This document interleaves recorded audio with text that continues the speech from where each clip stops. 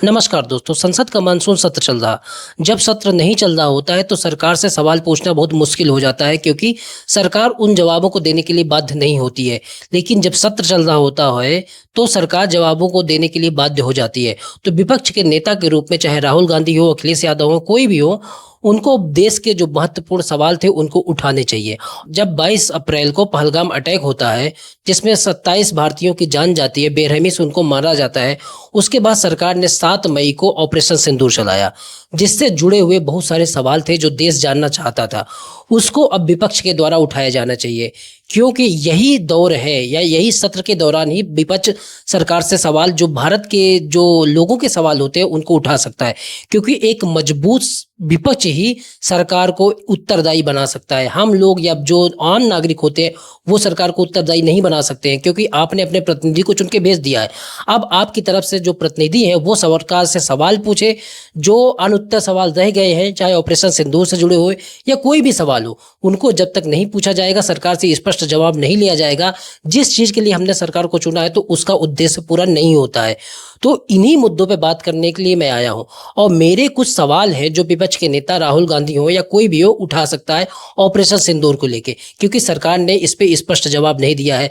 बाहर की शक्तियों द्वारा, जैसे ट्रंप द्वारा कई बार इस तरीके के सवाल उठा दिए जाते हैं जो हमारी संप्रभुता को कहीं ना कहीं खतरा पहुंचाते हैं, या जो हमारी संप्रभुता है, ऐसा लगता है कि कोई भी देश का नागरिक या कोई अलग देश का जो राष्ट्रपति है वो हमारे विषय में बिना हमारी परमिशन के या इस तरीके के जो बयान दे देते हैं, कहीं ना कहीं वो देश की संप्रभुता को ताक पे रखता है।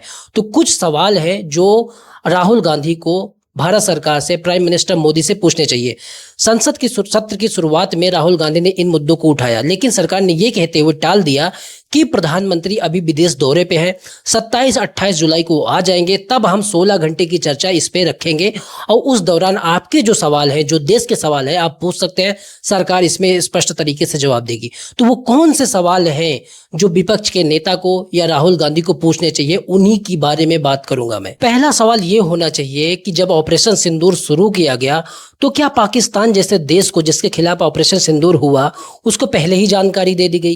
क्योंकि राहुल गांधी ने पहले भी सवाल उठाया था एस जयशंकर के बयान को लेके कि जो गोपनीयता है इसमें भंग की गई और ऑपरेशन सिंदूर करने से पहले ही पाकिस्तान जैसे देश को उसकी जानकारी दे दी गई। इस पे विदेश मंत्रालय का यह जवाब आया था कि हाँ, हमने शुरुआती चरण में, जब ऑपरेशन सिंदूर शुरू नहीं हुआ था, उसके शुरुआती चरण में पाकिस्तान को कुछ जानकारी दे दी थी।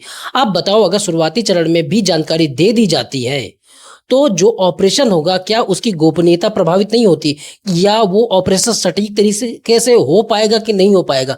अगर भारत सरकार या भारत की तरफ से इस तरीके के कदम उठाए जाएंगे और जानकारी पहले दे दी जाएगी तो वो लोग अपने ठिकानों से बहुत सारे जो उनके आतंकवादी लोग हैं या जो भी लोग हैं उनको हटा सकते हैं। तो ये सवाल महत्वपूर्ण हो जाता है राहुल गांधी की तरफ से पूछना कि क्या सरकार ने पाकिस्तान को पहले ही जानकारी दे दी थी ऑपरेशन सिंदूर की।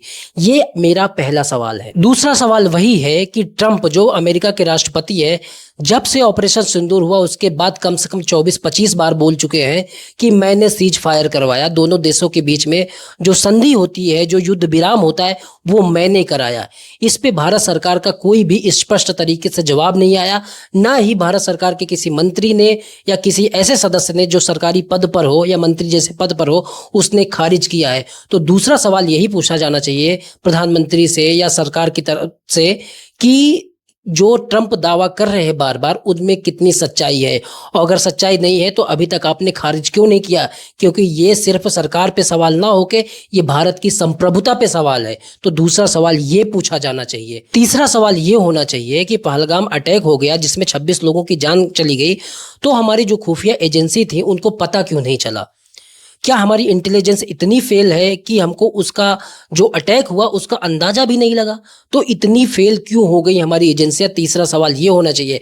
साथ में इसमें ये होना चाहिए कि अगर फेल भी हो गई तो उसके खिलाफ जो जांच बिठाई गई उसका परिणाम क्या है? जो एजेंसियों के खिलाफ या फेल क्यों हुआ, उसके खिलाफ जो जांच बिठाई गई उसका परिणाम क्या है, और वो जांच कहाँ तक पहुंची? कोई दोषी मिला कि नहीं मिला, और उस दोषी अगर मिला है तो उस पर कितनी कार्रवाई हुई? ये सवाल पूछा जाना लाजमी है है, क्योंकि ये इंटेलिजेंस जो हमारी है उस पे भी सवाल खड़ा करता है। तो तीसरा सवाल ये है। चौथा सवाल है कि ऑपरेशन सिंदूर के दौरान भारत सरकार ने अपने कितने विमान खोए हैं। इस पे सरकार ने स्पष्ट जवाब नहीं दिया। दुनिया भर से ये बातें आ रही, पाकिस्तान की तरफ से आ रही कि हमने भारत के 4 राफेल गिरा दिए हैं, इस तरीके की बातें आ रही। तो भारत सरकार का स्पष्ट जवाब इस पे नहीं आया है। तो ये भी सवाल पूछा जाना चाहिए कि क्या हमारे विमानों का कुछ नुकसान हुआ है। अगर हुआ है तो उसको सरकार को स्पष्ट तरीके से जवाब देना चाहिए। देखिए, देश जो है वो सरकार के साथ रहेगा, क्योंकि ऐसी परिस्थिति से जब दूसरे देश से युद्ध होता है तो उसमें विमान का नुकसान हो सकता है, इसमें कोई बड़ी बात नहीं है। लेकिन सरकार जिस तरीके से बातों को छुपाती है उस पे सवाल होता है। तो सरकार से स्पष्ट सवाल पूछा जाना चाहिए कि क्या हमारे कुछ विमानों का नुकसान इसमें हुआ है कि नहीं हुआ है। मेरा चौथा सवाल ये होगा। अगला सवाल ये है कि जब ऑपरेशन सिंदूर हो गया उसके बाद पाकिस्तान ने जवाबी कार्रवाई करते हुए बहुत सारे ड्रोन मारे, बहुत सारे हमारे ठिकानों पे हमला किया। तो सरकार उसके लिए तैयार क्यों नहीं थी?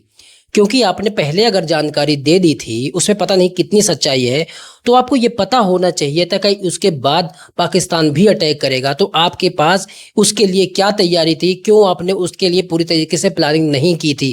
क्योंकि उसके बाद पाकिस्तान ने बहुत सारे अटैक किए जिसके लिए सरकार तैयार नहीं थी।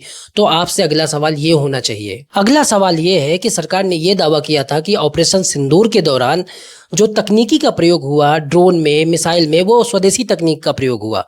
तो उसकी भी सच्चाई जानने के लिए संसद में सवाल खड़ा करना चाहिए या उस जानकारी को साझा करना चाहिए सरकार को।